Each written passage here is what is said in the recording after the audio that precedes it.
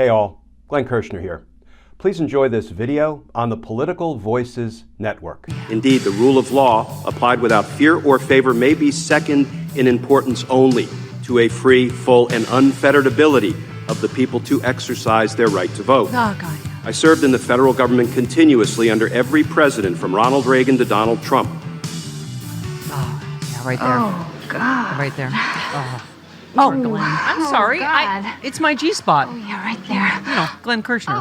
I texted you and said I'm so proud I could burst. And you actually tweeted, you said, I have to admit it wasn't easy conveying the democracy-busting danger of Trump's Project 2025 into a 5-minute opening statement I gave to Congress this morning, but I did my best. You did great. Yeah. You did great. Well, thank you. Thank you, Steph. I'm glad to hear it hit your G-spot. Getting to testify before Congress about the dangers of 2025, frankly, hit my J-spot, right? My justice spot. I just refer to it as my Glenn spot now. But you know, because when you said, what's his name? What's his punk? What's his, no jacket, jackass? Jim Jordan. Yeah. I was like, please try to take on Glenn Kirschner. But they're kind of punked out, didn't they? You were disappointed. They didn't. You just got to give a statement. I was like, no, they're not going to mess with you because they know that. Yeah, I was a little disappointed. Now, listen, there were 4 witnesses, and because the Republicans are in control of the House and the committee, there were 3 Republican witnesses and me. So I got all my questions from the Dems, virtually no questions, certainly of substance, from the Republicans. And I was looking forward to sparring and getting to try to answer their questions that are generally full of misdirection and nonsense and politics. But unfortunately, I didn't get that opportunity. Aw, that's sad. Yeah. Jim Jordan would have gotten so nervous he would have put a jacket on. Okay, let's right, exactly. So let's talk about Jack Smith filed a obviously sealed legal brief in the J6 case. Outlining legal arguments for criminally prosecuting him for trying to overturn the election. So Judge Chutkan will decide whether or not to publicly release the brief containing previously unseen evidence or a redacted version of it. It's possible this could occur before the election.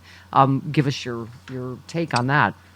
Yeah, so this mega brief, this oversized brief, was filed yesterday by Jack Smith. He filed 2 things. He filed a brief and a proposed redacted brief, taking out sensitive information, like information about ongoing investigations, because there will be more federal indictments in the future. And now it is up to Judge Chutkan what version of the brief to release. I suspect she may give Trump and his lawyers a week or so to file their position on the redactions that Jack Smith made in the brief.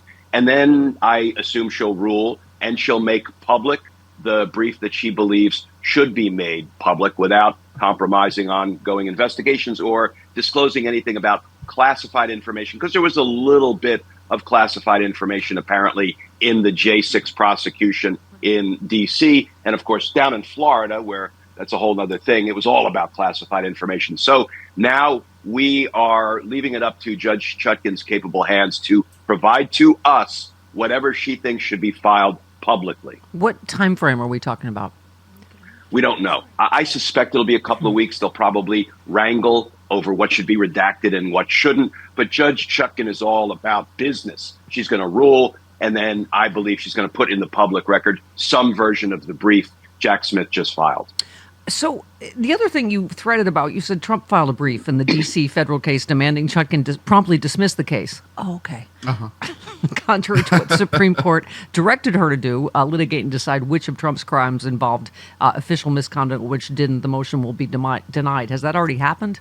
Has she denied the motion? Yeah, the motion has been denied. Okay. And listen, the Supreme Court said here, Judge Chutkan, we're giving you the case back so you can litigate all of Donald Trump's crimes and decide which ones he might have immunity for and which ones he doesn't have immunity for. And Donald Trump's own lawyers said, screw the Supreme Court. We don't want you to do that. We want you to dismiss the case promptly. I mean, that is disrespectful, putting it mildly. Wow. Okay, so Trump claimed to have shocking breaking news to reveal on Truth Social. I know you'll be shocked. I'm shocked. Just another pile of disinformation. It wasn't the watch thing, was it? No. Oh, okay. He said, as exposed by the great John Solomon. Oh, dear God. That's the guy. Remember from the... Hang on. Hold, please.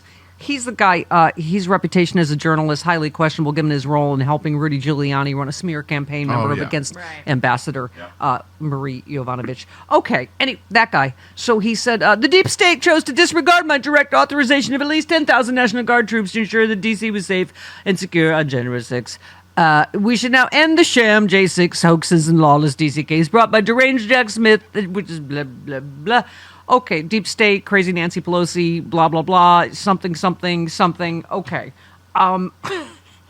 So obviously, Glenn, it wasn't that long ago, right? The J6 committee, it was Pence, not Trump, that ordered the National Guard to deploy to the Capitol.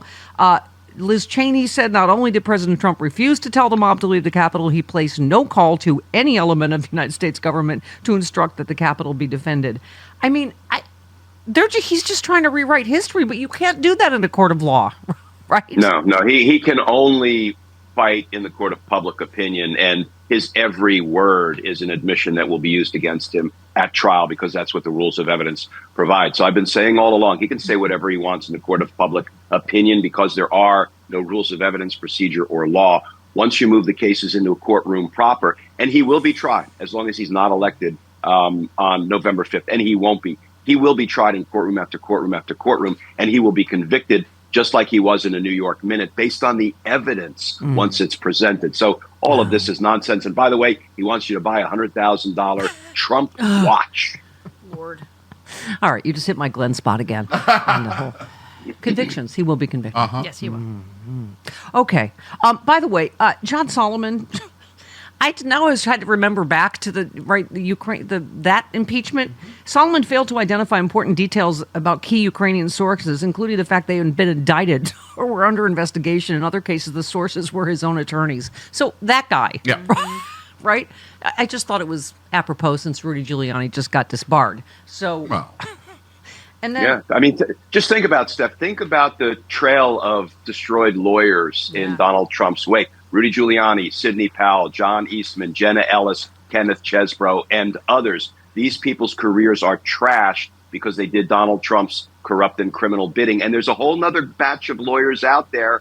And I'm wondering, will they take Rudy's second disbarment and multiple criminal prosecutions as a cautionary tale, or will they nefariously fight the results of the 2024 election after Donald Trump loses and go the way of Rudy and Sidney and Jenna and John and Kenneth? That seems to be an easy call for this old lawyer. I would run in the opposite direction from Donald Trump. I mean, a lot of people said, I don't know if you watched From Russia with Lev. You know, we just had Lev Parnas on last week. People are like, I still don't understand why Giuliani's not in jail, and Trump, but that's a story for another day. Right. Well, election season is a sweet time of the year, right? As candidates coat their messages with lots of sugar to get your vote. Yeah, I said that.